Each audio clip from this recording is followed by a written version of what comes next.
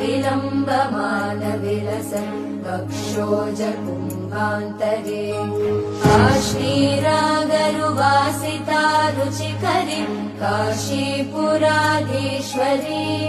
भिक्षां देहि कृपावलम्बनकरी मातान्नपूर्णेश्वरी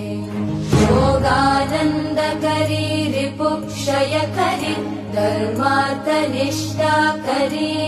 चन्द्राकाननभासमानलहरी त्रैलोक्यरक्षाकरी सर्वैश्वर्य समस्तवाञ्छितकरी काशीपुराधीश्वरी भिक्षा